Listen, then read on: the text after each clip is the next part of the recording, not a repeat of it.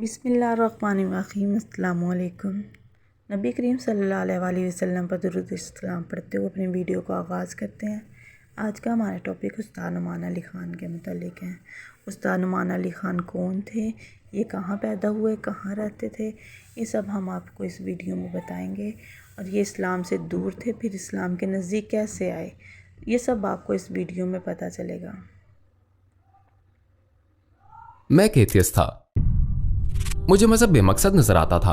मेरा ख्याल था कि लोगों को खुश होने से, उनके मनचाहे काम करने से रोकता था। तो मैं जॉब पर था और ये जॉब क्रेजी थी। ये एक पोर्टो वैगन बस्ती थी। हर वीकेंड पर वो जगह टीनेजर से भरी होती और वहां सालसा और मेरेंगे और तेज आवाज में क्लब म्यूजिक होता और सब नाच रहे होते थे। मतलब मजे की जगह थी। वो क्वींस की सबसे रंगीन मिजाज जगह थी। मुझे नींद आ गई और जब मैं सो गया तो मैंने ये ख्वाब देखा।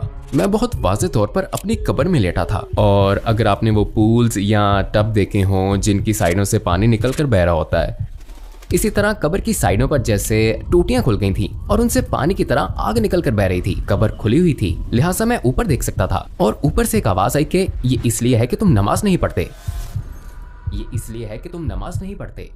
मुझे याद है कि मेरा चेहरा आंसुओं से तर था, जैसे मैं ख्वाब में रो रहा हूँ। मैं जागा तो वाकई रो रहा था। मैं वहां बैठा सोच रहा था कि ये शख्स लेक्चर नहीं दे रहा, ये तो पढ़ रहा है, ये तो बस कुरान पढ़ रहा है। उसके आगे मुसहफ खुला हुआ है। बहरहाल मैंने उनकी बातें सुनना शुरू की और ये हकीकत कि जब भी हजूर सल्लल्लाहु अलैहि वसल्लम कुरान पढ़कर सुनाते तो सुनने वाले हर शख्स को झटका लगता और वो कह उठता, ओ ये तो मेरे मुतालिक बात हो रही है। तो ऐसा महसूस होता जैसे मैं इस शख्स से बातचीत कर रहा हूँ, मगर असल में ये बातचीत कौन कर रहा था? अल्लाह सुब्हानो तआला। गोया डॉक्टर अब्दुल समीद दरमियान से गायब हो जाते और मेरी अल्लाह के साथ गुफ्तगू होती रहती। आकर बहुत अच्छा लग रहा है। वालेकुम अस्सलाम व रहमतुल्लाहि व बरकातुहू। मैं सबसे पहले एक रिवायती सवाल पूछूंगा, नौमान अली खान कौन है? कभी कभी मैं खुद में नहीं जानता। शायद मेरा ताज़ा तरीन जवाब होगा कि मैं मुसलसल सीखने वाला हूँ। मुझे लगता है कि मुझ में सीखने का एक नया शऊर पैदा हो गया है और लोगों की तरह मेरी भी कई खसूसियात हैं। मैं बस एक सादा सा आदमी हूँ। मुझे बच्चों से मोहब्बत है, अल्हम्दुलिल्लाह। मेरा एक छोटा प्यारा सा बेटा है। मेरा ताज़ा तरीन एडिशन, वो मुझे मसरूफ रखता है। क्या ये सच है कि आप एक एथियस्ट हुआ करते थे? कुछ अरसे के लिए हाँ, मैं एक एथियस्ट था। मुझे मजहब बेमकसद नजर आता था। मेरा ख्याल था कि लोगों को खुश होने से, उनके मन चाहे काम करने से रोकता था। मजहब गोया आजादी पर पाबंदी लगाता था और जब आप अपने मजहब को छोड़ते हैं तो उसके साथ खुदा भी छूट जाता है। मगर फिर भी कोई फायदा ना हुआ, यहाँ तक कि मैंने कॉलेज में फलसफे के कुछ कोर्सेज भी लिए। किस चीज ने आपके रास्ते तब्दील किए और वो वाकया क्या था? कुछ वाकयात हुए थे। उनमें से बड़ा वाकया ख्वाब था। ख्वाब ये था कि मेरी आदतें कुछ ये थीं कि मेरे ज्यादातर दोस्त गैर मुस्लिम थे। ज्यादातर हिंदू दोस्त न्यूयॉर्क में, कुछ यहूदी दोस्त भी थे। उन्हीं में एक मुसलमान लड़का भी था। मगर मैं न्यूयॉर्क में था और क्वींस में वाकई हमारे घर में एक बेसमेंट थी। मैं बेसमेंट में रहता था। मेरे वालिदैन ऊपर की मंजिल पर थे तो मेरा कमरा निचली मंजिल पर था और वहां से बाहर निकलने का अपना एक अलग रास्ता था।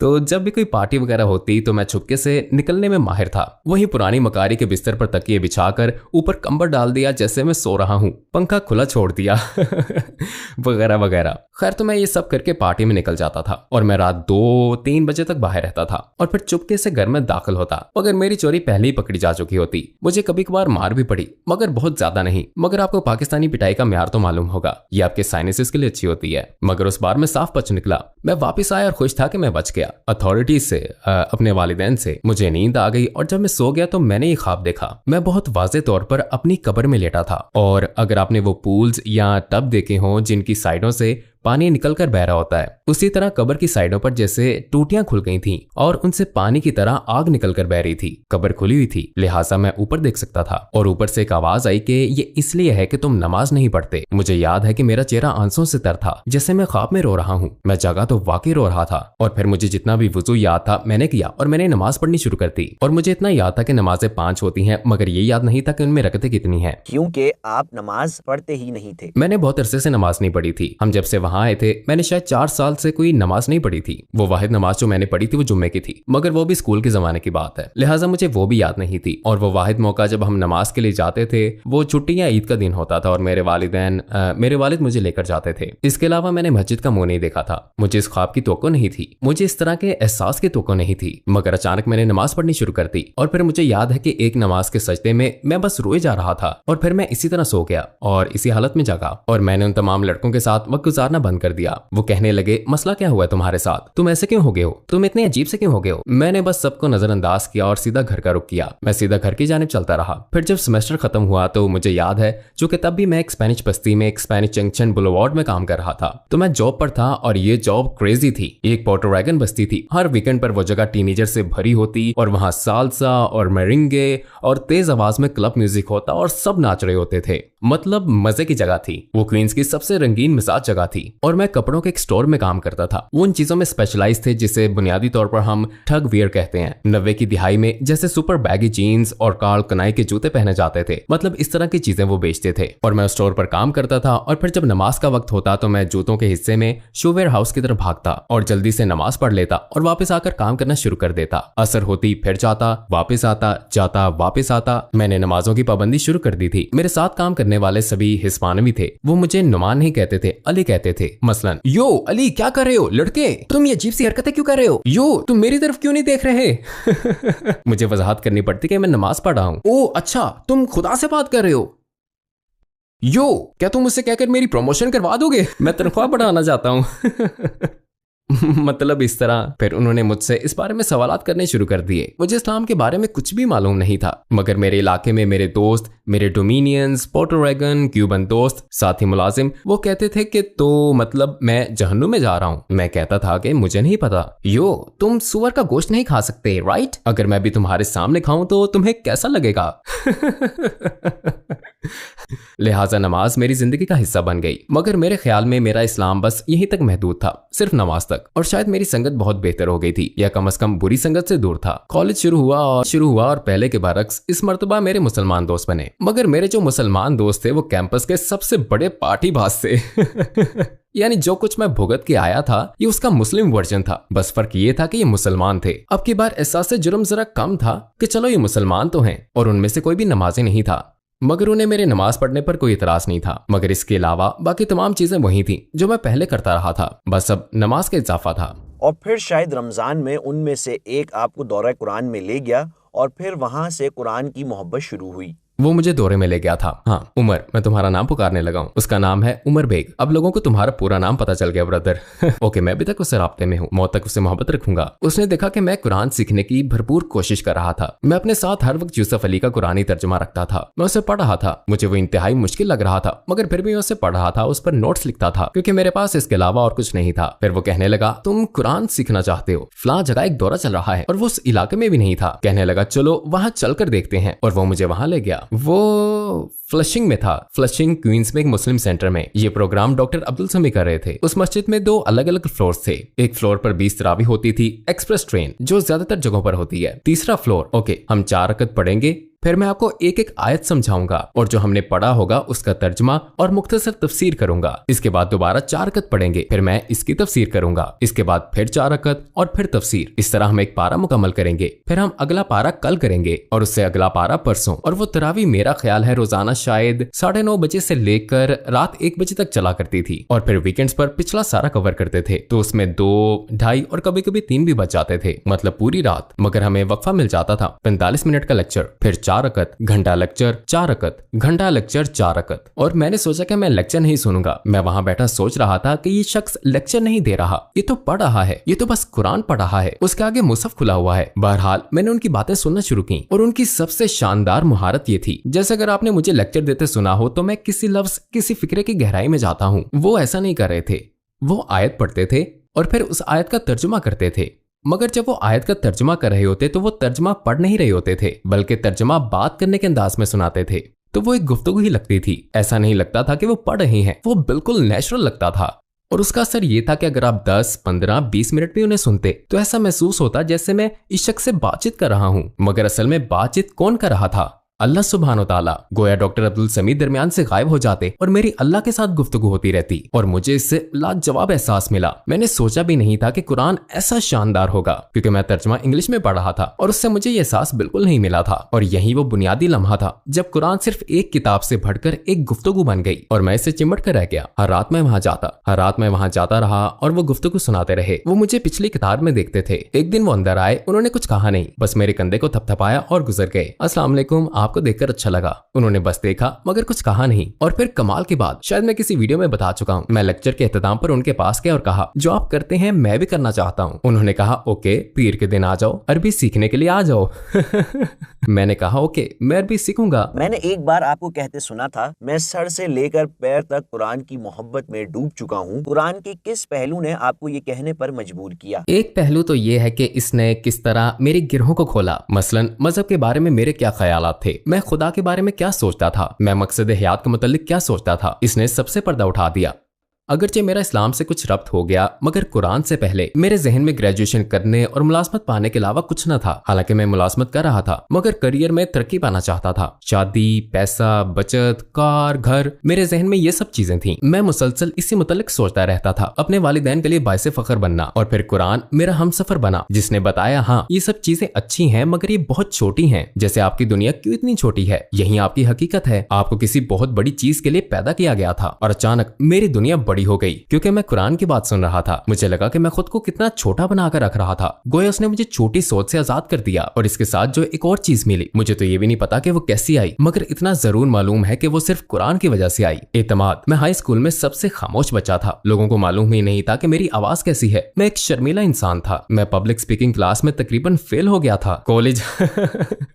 कॉलेज का पहला सेमेस्टर था। मैं तकरीर नहीं करना चाहता था। ये तो मुझे मजबूरन करनी पड़ी थी क्योंकि ये वो वाहिद शोबा था जो मेरे शेड्यूल के मुताबिक था। मैं सोचने लगा, oh my God, public speaking, ये मैं कैसे करूंगा। और जब डॉक्टर अब्दुल समी ने भी काफी आगे चलकर मुझे पहली मर्तबा खुतबा देने को कहा था तो मैं ऐसे कांप रहा था, राइट। मगर कुरान ने मुझे एक ये भी चीज दी कि इसने मुझे दूसरों के तासुरात से आजाद कर दिया। अगर मैं अल्लाह के साथ वफादार हूँ तो दूसरा मेरे मुतल्लिक जो भी सोचे खास फर्क नहीं पड़ता, बस अल्लाह मुझसे नाराज ना हो। बाकी लोग नाखुश होते हैं तो होते रहें। ये भरपूर आजादी का एहसास देता है, भरपूर। मैं एक ऐसे कल्चर से हूँ, मुसलमान एक ऐसे कल्चर से हैं जहाँ हम हमेशा ये सोचते हैं कि लोग क्या सोचते हैं। अब मैं न्यूयॉर्क शहर के बीचों बीच हूँ। मगरिब का वक्त हो गया और मैं पार्क एवेन्यू में हूँ। मस्जिद करीब में नहीं है। मैं पानी की बोतल से वुजू कर रहा हूँ और मैं सड़क के किनारे खड़ा नमाज पढ़ रहा हूँ और लोग हंसते हुए गुजर रहे हैं, लोग फिक्रे कसते हुए गुजर रहे हैं। मुझे परवाह नहीं, मैं नमाज पढ़ रहा हूँ। और शुरू में मुझे इस तरह महसूस होता था, ओ माय गॉड, लोग क्या सोच रहे होंगे, ये अब क्या कहेंगे। मगर दुनिया जैसे नजरों के सामने से हट गई, जैसे बस आप हैं और अल्लाह है और कोई नहीं। और किसी चीज की परवाह क्यों हो। वो चीज जिसने मुझ में कुरान की मोहब्बत को समोया वो इसके एक पहलू था। इसने मुझे क्या दिया, इसने मुझे आजाद कर दिया।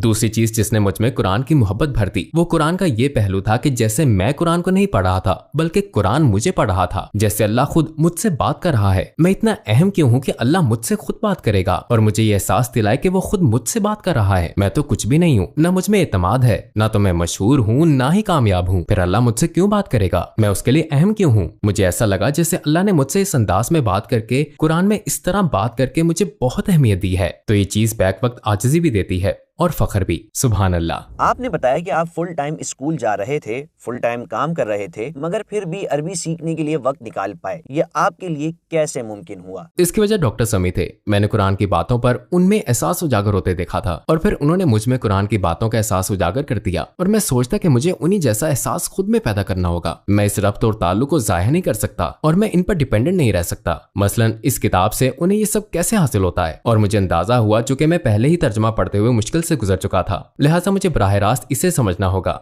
लिहाजा मैं इस ख्याल से मगलूब हो गया कि अल्लाह के मुझसे बराह रास्त बात करने के लिए अरबी ही सबसे बुनियादी चीज है। मैं किसी और पर यह जिम्मेदारी नहीं डालता, मुझे इसकी जरूरत है। मुझे लगता था कि अगर मैंने कुरान खो दिया तो अल्लाह को भी खो दूंगा, क्योंकि आप खुदा का तस्वुर रख सकते थे और मुख्तलिफ मज़ाहिब में खुदा का तस्वुर मौजूद है। हत्ता कि फलसफा भी कहता है कि कोई ताकत मौजूद है, कायनात या इस तरह की चीजें मौजूद हैं, कोई हस्ती या कोई चीज मौजूद है। लोग उसे मुख्तलिफ नाम देते हैं, मगर कुरान सिर्फ खुदा के वजूद की बात नहीं करता। वो सिर्फ ये नहीं बताता कि वो मौजूद है, बल्कि वो आपके साथ एक बराह रास्त ताल्लुक चाहता है। वो चाहता है कि आप उसे उसी तरह पहचाने जैसे वो चाहता है। ये फलसफा छोड़ें कि वो कैसा दिखता है, ये नजरिया रहने दें कि उसे कैसा होना चाहिए। ये देखें कि वो क्या चाहता है। मैं यहाँ किस लिए हूँ वो मुझे बता रहा है और वो मुझे इंतहाई मोहब्बत से बता रहा है, राइट। मसलन लोग कहते हैं कि उनका खुदा के साथ रूहानी ताल्लुक है, ये इंसान की फितरत में है, ये ताल्लुक हो सकता है, मगर मेरे मुताबिक जो काम कुरान कर सकता है शायद कोई चीज कभी नहीं कर सकती, राइट। जब अल्लाह फरमाता है कुरान में मेरी पसंदीदा आयत वातसिमू बिहब्लिल्लाहि सूरह आल इमरान से अल्लाह की रस्सी को थाम लो, ये कुरान की तरफ इशारा है क्योंकि इसका एक सिरा अल्लाह के पास है और दूसरा हमारे पास। मगर कुरान में एक और जगह है वातसिमू बिल्लाहि सूरह अल हज में अल्लाह को थाम लो, और ये दोनों फिक्रे अल्लाह की रस्सी को थाम लो, अल्लाह को थाम लो, गोया एक ही बात है क्या आप वाकई अल्लाह को थामना चाहते हैं तो आपको ये रस्सी थामनी पड़ेगी। लिहाजा उसने दोनों को हममायनी बना दिया। ऐसे बहुत से लोग हैं जिनकी जिंदगियां आपके जरिए मुकम्मल तौर पर तब्दील हुई। अगर आपको याद हो तो उनमें से किसने जज्बाती तौर पर आपको सबसे ज्यादा मुतासिर किया? ये गैर मुस्लिम या मुस्लिम में से कोई भी हो सकता है जो आपके पास आया हो और आपसे कुछ कहा हो। हाँ, एक है। मैं कोपनहेगन में पढ़ा रहा था और वो बाप और बेटी मुझसे क्लास लेने के लिए सफर करके आए थे। बेटी नौजवान लड़की कॉलेज से ग्रेजुएट थी और दोनों ने मिलकर मेरी बात सुनी। तो वो आए, उन्होंने कोर्स लिया, बहुत ही अच्छे इंसान और उन्होंने मुझे बहुत सी दुआएं दी, बेपनाह दुआएं। और फिर मैं जाने लगा। मुझे 6 महीने बाद दोबारा आकर फॉलोअप पढ़ाना था तो मैं फॉलोअप के लिए दोबारा आया। बेटी मौजूद थी मगर उसके वालिद नहीं थे। वो मेरे पास आई और उसने मुझे एक मुसल्ला दिया और कहा मेरे वालिद का इंतकाल हो गया है, मगर इंतकाल से पहले वो आपको सुन रहे थे और वो आपके लिए दुआ कर रहे थे और उन्होंने आपके लिए तोहफा लिया था, मगर ये आपको देने का कभी मौका नहीं मिला। और मैं बस क्या कहूँ, ऐसे लम्हात भी आते हैं। मुझे मालूम है मैं इनका हकदार नहीं हूँ। मैं जानता हूँ ऐसे भी चंद बाकमाल इंसान हैं, कुछ वाकई लाजवाब, इंतहाई लाजवाब इंसान। हमारे व्हाट्सएप ग्रुप में मेरी टीम में कुछ ऐसे लोग हैं जो हमारे काम के तर्जमे पर मामूर हैं। उनमें से कुछ तुर्किश में तर्जमा कर रहे हैं। उनमें से एक ऐसी खातून थी जिनका घर जलजले में तबाह हो गया था और वो बेघर होने के बावजूद तर्जमा कर रही थी, सिर्फ एक रजाकार के तौर पर। मैं ऐसे लोगों को देखता हूँ और मैं बस दुआ करता हूँ कि उनकी नेकी, क्योंकि मैं महसूस करता हूँ कि उनकी नेकी मेरी नेकी से कहीं ज्यादा बड़ी है। उनका अल्लाह से लगाओ, उनकी अल्लाह से मोहब्बत, मेरे ख्याल में बजाय इसके कि मैं उनके लिए इंस्पिरेशन बनूं, वो मेरे लिए एक इंस्पिरेशन है। बिल्कुल ईमानदारी से मैं यही समझता हूँ और मैं दुआ करता हूँ कि ना सिर्फ ये कि मैं उन्हें फायदा पहुंचाऊं बल्कि आखिरत में वो मुझे भी फायदा पहुंचा सकें। क्योंकि उनका अमल मुझसे कहीं ज्यादा ताकतवर है। सुभान अल्लाह। मैं चाहता हूँ कि आप मुझे बिल्कुल ईमानदारी और खुले दिल से बताएं, अगर अभी आपकी मौत का वक्त आ जाए तो आप खुद को जहन्नम के करीब समझते हैं या जन्नत के? जहन्नुम की आग। रब्बी इन्ना लिमा अंजलता इलई मिन खैरिन फकीर। हाँ, मुझे लगता है कि मुझे अपने बहुत सारे गुनाह धोने हैं। मुझे लगता है कि मुझे बहुत बेहतर होना है। हाँ, मैं ऐसे ही समझता हूँ। इतने ज्यादा लोगों की जिंदगियां बदलने के बाद मुझे लग रहा था कि आप ज्यादा पुरउम्मीद हैं। उससे कोई फर्क नहीं पड़ता। वो मैं नहीं कर रहा, वो अल्लाह कर रहा है, मैं नहीं। उसका मेरी जात से क्या ताल्लुक है? लाखों लोगों को मेरी कही हुई बातों से फायदा पहुंचा, मैंने ये नहीं किया। मगर आपको शेयर करना होता है। हाँ, ये सब अल्लाह कर रहा है और इस शेयरिंग का इन्हिसार मेरे दिल की कैफियत पर है। मुझे अपने पूरे रिटायरमेंट प्लान से महरूम किया जा सकता था, राइट? इल्ला मन अतल्लाहु बिकल्बिन सलीम। तो जितनी नेकी आप कर रहे हैं या जितनी नेकी आप करने वाले हैं वो बेहतरीन है, मगर ये कोई इंश्योरेंस पॉलिसी नहीं है। आपके पास वाहिद तहफ़्फ़ुज़ सिर्फ ये चीज है, राइट? और मुझे लगता है कि इसमें बेहतरी की जरूरत है। अब हम मुख्तसर सवालों जवाब करेंगे, शायद एक लफ्ज का जवाब भी काफी हो। कूल, एक लफ्ज, मुझे यही पसंद है और ये बहुत बुरा भी हो सकता है। लगता है हमें वाकई बहुत कूल जवाब मिलेंगे। वो चीज जिसे करने में नौमान अली खान को सबसे ज्यादा लुत्फ आता है। Ping pong. हाँ। ओह जबरदस्त। नौमान अली खान का किया गया सबसे बेहतरीन फैसला? ओह, मेरा किया गया सबसे बेहतरीन फैसला मेरे ख्याल में कुरान का मुतालिया करना। और कौन सा फैसला बदतरीन था? वो मैं आपको नहीं बताऊंगा। ये एक लंबी फहरिस्त है। अगर नौमान अली खान जन्नत में गए तो वहाँ सबसे पहला काम क्या करेंगे? मूसा अलैहिस्सलाम की तलाश। वो बेहतरीन और बदतरीन कमेंट्स जो नौमान अली खान को कभी मौसूल हुए। बेहतरीन कमेंट जो मुझे मिला वो ये था कि मैं दुआ को हूँ कि अल्लाह आपकी खताओं से दरगुजर करे और हर उस नेकी पर आपको अजर दे जिससे किसी को भी कभी आपसे फायदा पहुंचाओ। ये मुझे मिलने वाला बेहतरीन कमेंट था। और सबसे बुरा? सबसे बुरा मुझे याद भी नहीं है। असल में अमूमन बदतरीन कमेंट्स पढ़कर मुझे लगता है कि वो मुझे एंटरटेन कर रहे हैं। शायद उनमें से एक ये था कि तुम्हें कुरान के मुतालिक कभी बात नहीं करनी चाहिए। आपकी जाती खुसूसियत जो आपको सबसे ज्यादा नापसंद हो? दूसरों की नाराजगी के डर से उन्हें खुश रखना। वो आखिरी चीज जो आपने गूगल पर तलाश की? गूगल पर मैंने आखिरी चीज ये तलाश की थी कि इस्तांबुल में पाकिस्तानी रेस्टोरेंट, और मुझे मायूसी नहीं, ये भी आपको बता दूं, जबरदस्त। एक मजेदार वाकया जो आपको इंतहाई शर्मिंदगी महसूस हुई, वो लम्हा जिसे आप कभी नहीं भुला सके? मैं आपको एक बताता हूँ। ये बहुत बुरा है, बहुत बुरा। मुझे नहीं पता, उन्होंने यूट्यूब पर भी इसे सेंसर कर दिया है। मैं इंग्लैंड में था। गॉड, मुझे यकीन नहीं आ रहा कि मैं आपको बता रहा हूँ। और मैं भाई और बहनों की मौजूदगी में स्टोरी नाइट में एक लेक्चर दे रहा था। मैंने बहुत से चुटकुले भी सुनाए, मैं खुद को रोक नहीं सका ये बस, और मैं सवालात पूछ रहा था और लोग तेज आवाज में जवाब दे रहे थे, मगर इस तरह जवाब देने वाली खवातीन थी। बहनें बहुत तेज आवाज में जवाब दे रही थी और लड़के बेचारे। और फिर खवातीन की साइड से एक शोर बुलंद हुआ और मैंने कहा माशाअल्लाह, यहाँ मौजूद बहनें बड़ी वो हैं। मैंने एक लफ्ज इस्तेमाल किया जो अमेरिकन इंग्लिश में बिल्कुल ठीक है, जिसका मतलब है एनर्जी, जोश, वलवला। ये गैर मुनासिब लफ्ज नहीं है, मगर बज़ाहिर वो लफ्ज जिसे मैं यहाँ नहीं कहूंगा क्योंकि कैमरा ऑन है, इंग्लैंड में बहुत बुरा है क्योंकि इंग्लैंड की इंग्लिश अमेरिकन इंग्लिश से मुख्तलिफ है, राइट। तो जैसे ही मैंने ये कहा, मेरी मुराद तो जोश, वलवला और एनर्जी थी। पूरा मजमा हक्का बक्का रह गया। मैं कहने लगा क्या हुआ, और फिर एक शख्स स्टेज पर आया। इंग्लैंड की इंग्लिश में इस लफ्ज का मतलब ये है। मैंने सोचा ओ, ये क्या कह दिया। उसके एक मुख्तलिफ मानी थे। मुकम्मल तौर पर। वो कौन सी एक डिश है जिसे आप कभी ना नहीं कह सकते? चिकन कढ़ाई, अच्छी तरह बनी हुई पाकिस्तानी चिकन कढ़ाई। मैं लहसुन के नान के साथ इसे कभी ना नहीं कह सकता। और मीठी डिश? सूजी की खीर। ये खास तरह की खीर होती है जो क्या कहते हैं उसे, सूजी से बनती है। क्या कभी आपका कोई निकनेम रहा है? नहीं, बिल्कुल नहीं। मुझे ऐसे नाम नहीं पसंद थे, तो जो भी मेरा निकनेम रखता मैं उसे लड़ना शुरू कर देता। नोमी, नॉर्म्स, नॉर्मन या नैक भी? नैक एक हकीकी निकनेम नहीं है, नैक तो मुखफ़्फ़फ है, इतना तो चलता है। क्या आपको कभी मौत की धमकियां मिली हैं? क्या किसी ने आपके काम की वजह से आपको कभी नुकसान पहुंचाने की कोशिश की? नहीं, बराह रास्त तो नहीं। एक मरतबा एक आईसिस वीडियो आई थी, मगर उसके अलावा लोग तौहीन-अमीज़ बातें तो करते हैं। मसलन एक लड़के ने कहा मैं तुमसे जहन्नुम में मिलूंगा। मैंने उससे पूछा तुम वहां क्यों जाओगे? मैं चौंका था क्या? मगर उसके अलावा कोई खास नहीं। एक शख्स ने एक मरतबा मुझे कोई चीज मारने की कोशिश की थी, मगर वो बहुत हल्की थी। शायद नफ्सियाती मसला होगा। हाँ, कुछ लोग हैं जो मुझे सताने की कोशिश तो नहीं करते, मगर बड़ा अजीब सा रवैया अपनाते हैं। मसलन लोग आते हैं और कहते हैं कि तुम खुतबे में मेरे मुतालिक बात कर रहे थे, मगर आप तो श्रीलंका में हैं। मैंने खुतबा ऑस्ट्रेलिया में दिया था। हाँ, मगर मैंने वीडियो देखी कि आप मुझसे बात कर रहे थे और मैं आपसे इसकी वजह जानना चाहता हूँ। आपने मुझसे बात क्यों की? मुझे आपका पैगाम मिल गया और मैं आ रहा हूँ। मैं समझ गया। मैंने पूछा आप क्या समझ गए? तो ऐसे लोग भी हैं जो हर तरह के अजीब आर्ज़ों में मुब्तला हैं कि उन्हें लगता है कि मैं उनसे बात कर रहा हूँ, उनसे कुछ कह रहा हूँ, या मेरी वीडियोस में कोई खास पैगाम, खुफिया पैगाम है जिसे उन्होंने समझ लिया है, जैसे वो उन्हीं के लिए कहा गया था। तो मैं जुबा किस्म के लोगों के लिए कशिश का बायस हूँ। मगर इसके अलावा नहीं, कोई धमकियां नहीं, अल्हम्दुलिल्लाह। एक शख्स आपको लिफ्ट में देखता है, वो आपको पहचान लेता है और पूछता है मेरी जिंदगी में वो सब कुछ है जिसकी मुझे जरूरत है, फिर मैं खुद को एक मजहबी इंसान बनाकर महदूद क्यों कर दूं? आप एक मिनट में उसे क्या जवाब देंगे? आप एक लिफ्ट में हैं तो मतलब आप इतने महदूद हैं जबकि आप समझते हैं कि आपके पास सब कुछ है। आपके जहन में सब कुछ की तारीफ इतनी ही है जितनी कि इस लिफ्ट में जगह। लिहाजा आपका ये कहना अजीब है कि आपके पास सब कुछ है। हकीकत में आपके पास कुछ भी नहीं। आपको इससे कहीं ज्यादा बड़ी चीज के लिए पैदा किया गया था। मैं जानता हूँ उसे मुंतखब करना तकरीबन नामुमकिन है, मगर वो कौन सी हिकायत है जो सबसे ज्यादा आपको मुतासिर करती है? इसका इन्हिसार मेरे ज़ेर मुताला सूरा पर होता है।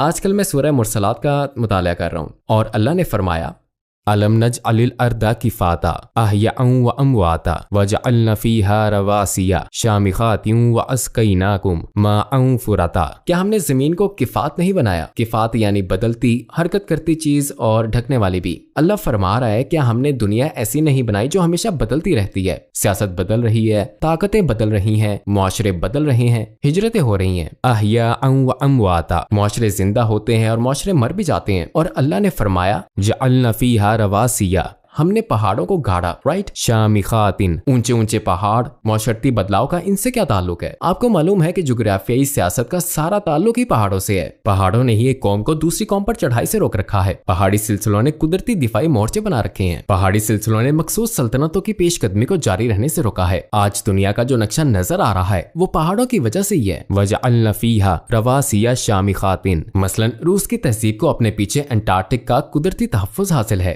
राइट। पहाड़ और समंदर, और उन्होंने दुनिया में कुदरती रुकावटें तख्लीक कर रखी हैं। सुभान अल्लाह, राइट। अब ये देखें, हमने तुम्हें पानी दिया। पानी के लिए लफ्ज फुरात इस्तेमाल हुआ है। अच्छा, अरबी में फुरात का मतलब मीठा हो सकता है, ताजा हो सकता है, मगर दरअसल फुरात उन अल्फाज में से एक था जो अकेडियन से अरबी में आए थे, और ये दरअसल दरिया फुरात की अरबी ताबीर है। और दजला और फुरात को अरबी में दो फुरात कहा जाता था, फुरातान। और इंसानी तहजीब दजला और फुरात से शुरू होती है। और अल्लाह ने सूरत में फरमाया अलम नुहलिकिल अव्वलीन, क्या हमने पहले लोगों को हलाक नहीं किया, फिर उन्हीं के पीछे बाद वालों को भी चलता कर देंगे। और फिर उसने तहजीबों की तब्दीली और पहाड़ों के किरदार पर बात की, और फिर उसने पानी का जिक्र किया जो फुरात है, राइट। यानी 2-4 आयतों में अल्लाह ने पूरी इंसानी तहजीब की दास्तान बयान कर दी इतनी आसानी से। और मैं सोचता रह गया, या अल्लाह आप कैसे ही कर लेते हैं, सुभान अल्लाह और फिर वो फरमाता है वैलुलु यौमइज़िल मुकज़्ज़िबीन आपकी राय में कुरान का सबसे बड़ा मौजज़ा कौन सा है, ऐसा मौजज़ा जिस पर आपके ख्याल में कोई एतराज नहीं कर सकता? मेरे ख्याल में कुरान के हर मौजज़े पर कोई ना कोई इतराज कर सकता है। कुरान इसी तरह बना है। अल्लाह ने मौजज़े जाहिर किए, मूसा अलैहिस्सलाम की लाठी, कोई से साहर कह सकता है, और कहा कुरान के मौजज़े लाफानी हैं, उनमें कोई मौजज़ा ऐसा नहीं जो सबसे बड़ा हो। लोग सोचते हैं चूंकि मैं कुरान की जबान के बारे में बात करता हूँ तो मेरे लिए जबान कुरान का मौजज़ा है। नहीं, जबान बहुत से मौजज़ात में से एक है। और किसी साइकोलॉजिस्ट को नफ्सियात के बारे में कोई आयत नजर आ जाती है तो वो उसके नजदीक मौजज़ा होगा। एक माहिर अर्जियात के लिए कोई और होगा, एक तारीख दान के लिए कुछ और होगा, एक माहिर समाजियात के लिए कुछ और फिलोसफर के लिए कोई और चीज होगी जो उसके नजदीक मौजज़ा होगी। एक माहिर लसानियत के लिए कोई और चीज, तकाबले ध्यान के माहिर के लिए कुछ और। कुरान के मौजज़े दरअसल इस बात पर मुनहसिर हैं कि कौन उन्हें समझ रहा है। कुरान के मौजज़े से मुतल्लिक ये सबसे हैरत अंगेज बात है कि ये सिर्फ एक लाठी नहीं है जो सांप बन रही है, राइट। इस किताब में हर इंसान अपना मौजज़ा तलाश करने की अहलियत रखता है, और मैं इस पर डॉक्टर फजल सिमराई की राय से मुत्तफिक हूँ। वो कहते हैं मैं समंदर में गोता लगाता हूँ, मुझे एक मोती मिलता है, बहुत बड़ा मोती, मतलब कोई छोटा मोटा नहीं, बहुत बड़ा। मैं बाहर आता हूँ और कहता हूँ ये समंदर का सबसे बड़ा खजाना है। हाँ, ये समंदर का सबसे बड़ा खजाना तुम्हारे लिए है। कोई और जाएगा, एक और मोती लेकर आएगा और कहेगा नहीं ये सबसे बड़ा खजाना है। नहीं नहीं नहीं, ये तुम्हारे लिए है। अच्छा, अब जो चीज मेरे पास है वो मेरे लिए मौजज़ा है, वो मेरे लिए खजाना है। मगर कोई और कह सकता है कि हाँ मुझे तो मोती पसंद ही नहीं है। क्या ये मुमकिन नहीं है? ऐसा हो सकता है, कोई कह सकता है कुरान में एक साइंसी मौजज़ा है। कोई कहता है नहीं ऐसा नहीं, ये कोई खास नहीं है। कोई और उसकी जबान को देखकर कह सकता है नहीं ऐसा नहीं, इसमें कोई खास बात नहीं है। वो इसे रद्द कर सकते हैं, वो इसे रद्द करने की वजूहात तलाश कर सकते हैं। मैं ये नहीं कह रहा कि उनका रद्द करना जायज होगा, मगर जब कोई शख्स रद्द करना चाहे तो वो हर चीज को रद्द कर सकता है। और जब कोई असल जवाब तलाश कर रहा हो तो उसे कुरान में कोई एक नहीं बल्कि लातादाद मौजज़े मिलेंगे। अल्लाह ने इस किताब को इसी तरह बनाया है। अगर आपको 17 साल के नौमान अली खान से बात करने का मौका मिलता तो आप उसे क्या कहते? सीखने का अमल और ज्यादा संजीदगी से करो, पहली बात यही होगी। दूसरा ये कि हदें खींचना सीखो, मफरूजे कायम ना करो, शक का फायदा दो मगर उस नुकसान से आंखें बंद मत करो जो दूसरा आपको पहुंचा सकता है। मतलब दुनिया में और ज्यादा मोहतात होकर जियो। ये दुनिया बहुत से अच्छे लोगों से भरी हुई है और बहुत से बुरे लोगों से भी, और फिर नेक नियत वाले बहुत से अच्छे लोग, वो जिनकी नियतें भी अच्छी हैं फिर भी आपको अच्छा खासा नुकसान पहुंचा देते हैं। लिहाजा लोगों के मामले में भोले मत बनो। जब आप हजरत मोहम्मद सल्लल्लाहु अलैहि वसल्लम की शख्सियत को देखें तो उनकी कौन सी बात आपको सबसे ज्यादा मुतासिर करती है? बहुत सारी मुख्तलिफ शख्सियतों को इंस्पायर करने की उनकी सलाहियत। जैसे कि सहाबा हम उन्हें ग्रोह समझते हैं मगर ऐसा नहीं है। उनमें बहुत सारे सख्त मिजाज के थे, वो फितरी लीडर्स थे। उनमें शर्मीले और खामोश भी थे और घुलने मिलने वाले और तन्हाई पसंद भी। उनमें फरासत से भरपूर भी थे और जज्बात से भरपूर भी। हर तरह की शख्सियतें थीं, मगर फिर भी आप सल्लल्लाहु अलैहि वसल्लम ने ना सिर्फ सबको इंस्पायर किया बल्कि उन्हें एक दूसरे के साथ मिलकर काम करने वाला, एक दूसरे से मोहब्बत करने वाला भी बनाया। कितना मुश्किल काम है ये। रसूलुल्लाह सल्लल्लाहु अलैहि वसल्लम से मुतल्लिक इंतहाई हैरत अंगेज चीजों में से एक है कि आपने उन लोगों के दरमियान एक मजबूत ताल्लुक कायम किया जिन्होंने बिलाखिर पूरी दुनिया को बदल दिया। अगर पैगंबर अलैहिस्सलाम अभी इस दरवाजे से इस कमरे में दाखिल होते तो आप उनसे क्या कहना चाहते? मैं मर जाता, शायद इतना ही कहता, आई एम सॉरी। शायद मेरी जबान गुंग हो जाती। मेरा नहीं ख्याल कि मैं कुछ कह पाता। ईमानदारी की बात है, क्योंकि मैं समझता हूँ कि रसूलुल्लाह सल्लल्लाहु अलैहि वसल्लम ने कुरान का बोझ उठाया और उन्होंने ये बोझ हम पर डाला, और हम जो कुछ भी मेहनतें कर रहे हैं मैं इतना जानता हूँ कि ये ज्यादा कामिल नहीं है। आप कैसे उस शख्स से मिल पाएंगे जिसने आप पर ये जिम्मेदारी का बोझ डाला हो? अलैहिस्सलातु वस्सलाम। अगर आपको पैगंबर सल्लल्लाहु अलैहि वसल्लम की जिंदगी से एक दिन बजाते खुद देखने का मौका मिलता तो आप कौन सा दिन देखना चाहते? हुदैबिया मुआहिदा। रसूलुल्लाह सल्लल्लाहु अलैहि वसल्लम पर एतराज हुआ, उन्हें मजनून कहा गया और पूरे मक्का के काफिरों ने बुरे नामों से पुकारा। 13 साल इस तरह गुजरे। हुदैबिया में आप सल्लल्लाहु अलैहि वसल्लम पर उन लोगों की तरफ से भी एतराज हो रहा था जो उन पर ईमान रखते थे, राइट। और आपके दुश्मनों की तरफ से एतराज होना एक चीज है, मगर आपके पैरोकारों की जानिब से एतराज होना बिल्कुल मुख्तलिफ चीज है। और उस मौके पर उनका डगमगाना नहीं, उस लम्हे चट्टान की तरह मजबूत रहना और उस इक़दाम को जारी रखना जिसके मुतालिक कोई नहीं कह सकता था कि आपका फैसला बिल्कुल ठीक है। वफादार तरीन लोग, वो लोग जिन्होंने अपनी जानें दांव पर लगा दी, वो लोग जो आपके शाना बशाना लड़े, वो लोग जिन्होंने आपके लिए अपना खून बहाया, उन्हें यकीन ना था कि आप ठीक फैसला कर रहे हैं। और आप सल्लल्लाहु अलैहि वसल्लम ने मशवरा वगैरह भी किया, राइट। उन्होंने ओहद में मशवरा किया, बदर में मशवरा किया, अहज़ाब में मशवरा किया, मगर आप सल्लल्लाहु अलैहि वसल्लम अब मशवरा नहीं कर रहे हैं। सहाबा कह रहे हैं ऐसा ना करें, और आप सल्लल्लाहु अलैहि वसल्लम फिर भी वही कर रहे हैं। वो किसी की बात नहीं सुन रहे, आप वही कर रहे हैं। तो मैं बस वहां बैठकर बस उनके चेहरे को देखते रहना चाहता हूं। यही ईमान है, इसे कहते हैं पुख्ता यकीन। जब आपको मालूम हो कि एक चीज सही है तो कोई प्रेशर नहीं होता। मैं उस किस्म के प्रेशर का तसव्वुर भी नहीं कर सकता, और अल्लाह उसी वक्त सूरह फतह नाज़िल फरमा सकता था, मगर नहीं, अल्लाह ने इंतजार किया। अल्लाह ने आप सल्लल्लाहु अलैहि वसल्लम को इस तजर्बे से गुजारा और सहाबा को उनके जज्बात से गुजरने दिया। बल्कि सूरह फतह तो मुआहदे से पहले ही नाज़िल हो सकती थी, तब तो ये मामला कहीं ज्यादा आसान हो जाता, राइट। अल्लाह का प्लान ये था कि उन्हें, और मेरा ख्याल है सहाबा एक मुख्तलिफ उसमें होते, मसलन रसूल सल्लल्लाहु अलैहि वसल्लम के लिए उनका एहतराम और उनकी लीडरशिप को सराहना और उनके साथ उनका ताल्लुक सूरह नाज़िल होने के बाद गालिबन आसमान को छू गया होगा। यानी सूरह नाज़िल होनी थी, मगर आप सल्लल्लाहु अलैहि वसल्लम को इसके नज़ूल का इल्म नहीं था। बस इतना जानते थे कि अल्लाह ने उन्हें एक काम का हुक्म दिया और उन्हें वो करना है। सुभान अल्लाह सल्लल्लाहु अलैहि वसल्लम। आप जानते हैं कि वेस्ट और मुस्लिम ममालिक दोनों तरफ एथियज्म में इजाफा हो रहा है। आपके ख्याल में ऐसा क्यों है, और आपके ख्याल में इससे मुकाबले का सबसे मौसर तरीका क्या है? मेरा ईमानदाराना जवाब तो ये है कि इसके कई फैक्टर्स हैं, मगर मैं सिर्फ एक फैक्टर की बात करूंगा। हमने इस मजहब की खूबसूरती और ताकत का इजहार किए बगैर अपनी जिम्मेदारियां निभाएं, और हम अपने मजहब में उन चीजों को तरजीह बनाने की गलती करते हैं जो हमारे मजहब में तरजीह है ही नहीं। और ईमानदारी की बात है, अगर हम मुसलसल अपने मजहब के बारे में गैर मकूल गुफ्तगू करते रहेंगे, तो अगर मैं खुद को एक एथियस्ट की जगह रखूं, एक 16 साल लड़के की जगह रखूं, और वो कोई ऐसी बात सुन रहा हो जो बिल्कुल ही मज़ाक़ खेज हो, तो उसे अपने जायज सवालात का कोई माकूल जवाब नहीं मिलेगा, तो वो अपने मजहब से फिर जाएगा। क्या मुझे वाकई उसे इल्जाम देना चाहिए? नहीं, तो आप जैसे लोगों की काविशें, बहुत से दीगर लोगों की काविशें अल्हम्दुलिल्लाह इस मसले के हल की कोशिश कर रही हैं। दाई को ये समझने की जरूरत है कि हमारा काम हर शख्स हर चीज का दिफा करना नहीं है, हमारा काम हक का दिफा करना है। यानी अब मुझे अपने दीन में हक का मुतलाशी बनने की जरूरत पहले से कहीं ज्यादा है। मतलब हर दाई को किसी भी दूसरी चीज से बढ़कर अपने दीन का तालिब इल्म बनना पड़ेगा, ताकि वो जिस मामले पर भी गुफ्तगू करें तो उसके पीछे इल्म का समंदर हो, और अगर कोई बात उन्हें मालूम ना हो तो बिला झिझक कह देना चाहिए मुझे नहीं मालूम। क्योंकि जब आप इल्म के बगैर बात करते हैं तो आप समझते हैं कि आप दीन का दिफा कर रहे हैं, लेकिन दरअसल आप चीजों को और बिगाड़ रहे होते हैं। आप एक बुरी दलील, एक कमजोर दलील दे रहे होते हैं, आप गलत सबूत पेश कर रहे होते हैं जिसकी तरदीद कर दी जाती है, लेकिन हकीकत में वो आपकी तरदीद होती है, इस्लाम की नहीं। मगर एक एथियस्ट की नजर में वो इस्लाम की तरदीद होती है, और इसमें गलती आपकी थी क्योंकि आपने दलील पेश करके गलत किया, राइट। लिहाजा हमारे पास हर इंफरादी मामले का इल्म होना चाहिए। हमें अपना मुंह खोलने से पहले पूरी तरह ये जानना होगा कि हम किस बारे में बात कर रहे हैं, और ये झूठा एतमाद न रखें कि बल्कि हर मसले पर एक रिसर्चर बने। इस्लाम को खूबसूरती से, गहराई से, अक्लमंदी से पेश करें। बेशक आप सादा जबान इस्तेमाल कर रहे हो, मगर इस सादा जबान के पीछे पेचीदा रिसर्च का एक पहाड़ होना चाहिए जो आपने की। मेरे नजदीक एथिज्म का फैलाव इस बात का सबसे बड़ा सबूत है कि हम अपनी जिम्मेदारी ठीक से नहीं निभा रहे। बस ये बात है, वरना एथिज्म इतना पुरकशिश नहीं है। अगर आपको मालूम होता कि एक दुआ है जो जरूर कबूल होगी, तो वो कौन सी दुआ होती? रब्बाना तकब्बल मिन्ना इन्नका अंतस समीउल अलीम। हाँ, क्योंकि ये दुआ अपने अल्फाज में बहुत गहराई रखती है। ओके, अगर अल्लाह मेरे नेक अमाल कबूल करता है तो ऐसा तब तक नहीं हो सकता जब तक कि वो मेरे कसूर माफ ना करे, क्योंकि मेरे नेक अमाल कबूल करने का लाजमी मतलब है कि मुझे इनाम से नवाजा जाएगा। लेकिन अगर मैं काबिल सजा हूँ तो मुझे इनाम नहीं मिल सकता, और मैं जानता हूँ मेरी कोशिशें, मेरा काम, मेरे नेक अमाल, मेरी नमाजें, मेरी इबादत सब नाकिस हैं। इनमें यकीनन गलतियां होंगी, और इन इबादतों के अलावा भी मेरे लातदाद कसूर होंगे। लेकिन अगर वो मेरे नेक अमाल कबूल कर ले, मुझे कबूलियत मिल जाए, तो ये एक पक्की उम्मीद बन जाएगी, राइट, कि हम अपने रब के लिए काबिल कबूल बन जाएंगे। अगर आपको सुपर बॉल कमर्शियल में 1 मिनट दिया जाए कि लाखों लोगों को कुरान के बारे में बताएं, तो आप उन्हें क्या बताएंगे? ओह, इस बारे में तो सोचना पड़ेगा। उस 1 मिनट के लिए अपना मुंह खोलने से पहले शायद मुझे कई दिनों तक सोच विचार करना होगा।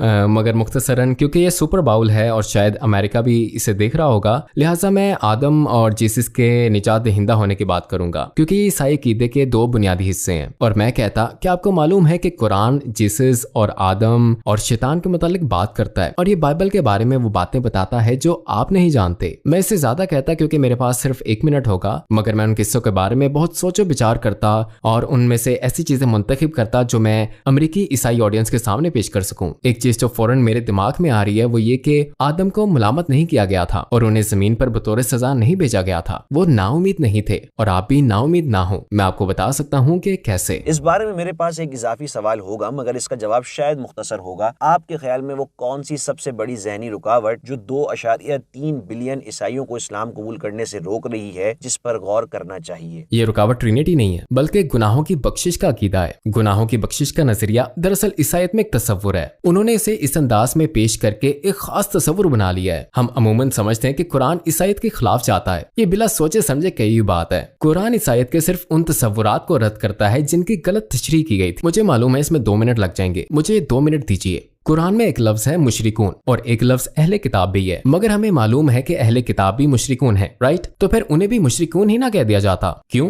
क्योंकि मुशरिक कहते हैं कि खुदा 5 है या खुदा की इतनी बेटियां हैं वगैरह वगैरह। ये शिर्क है क्योंकि वो एक से ज्यादा खुदाओं पर यकीन रखते हैं। अगर आप किसी ईसाई से पूछेंगे कि आप कितने खुदाओं पर यकीन रखते हैं तो वो क्या कहेगा? 1, मगर 3। वो कहेगा 1। वो 3 नहीं कहेगा, वो कहेगा कि मैं खुदा को मानता हूँ। वो कभी नहीं कहेगा मैं खुदाओं को मानता हूँ, वो कहेगा मैं खुदा को मानता हूँ, मगर वो खुदा के 3 होने की तशरीह गलत करेगा। समझे? मुशरिक कहता है खुदा बहुत सारे हैं, ईसाई कहता है खुदा एक है, मगर उसके बारे में मेरी ताबीर ये है। तो एक खुलम खुला मुशरिक और एक ईसाई के शिर्क के दरमियान फर्क ये है कि ईसाइयों की ताबीर में शिर्क है। ये बहुत बड़ा फर्क है। यानी एक है खुलम खुला फौरी शिर्क और दूसरा है मायनी और ताबीर में शिर्क। अब कुरान क्या करता है? कुरान उन चीजों की तरफ इशारा करता है जहां उन्होंने कोई चीज ली और उसकी गलत ताबीर की, और फिर वो उसी जगह से शुरू करता है और उसकी सही सिमत में ताबीर करता है। मैं आपको एक मिसाल दूंगा। शुरू में वो मानते थे कि खुदा एक है और फिर एक लफ्ज लोगोस सामने आया और ये कि जीसस वर्ड ऑफ गॉड हैं, और चूंकि वर्ड ऑफ गॉड लाफानी होता है तो इसीलिए चूंकि जीसस भी वर्ड ऑफ गॉड हैं तो जीसस भी लाफानी है।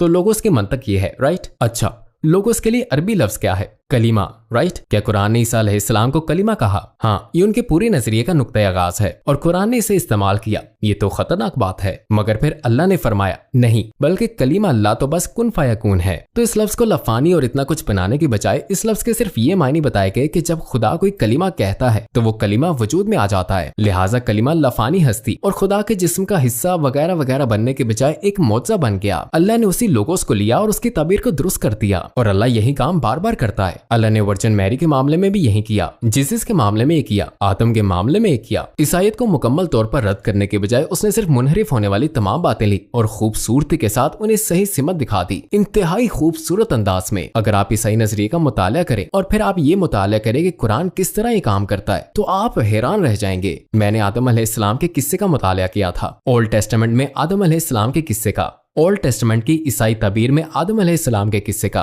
ओल्ड टेस्टामेंट की यहूदी ताबीर में आदम अलैहिस्सलाम के किस्से का, और फिर कुरान में आदम अलैहिस्सलाम के किस्से का मुतालिया। कुरान में उनका किस्सा दरअसल बाइबल पर और ईसाई ताबीर पर और यहूदी ताबीर पर तबसरा है और बैक वक्त उन सब की तस्दीक करता है, उन सब की, जैसे कि 2000 साल की स्कॉलरशिप पर सूरे बकरा की चंद आयात में एक एक पॉइंट के लिहाज से बात की जा रही हो।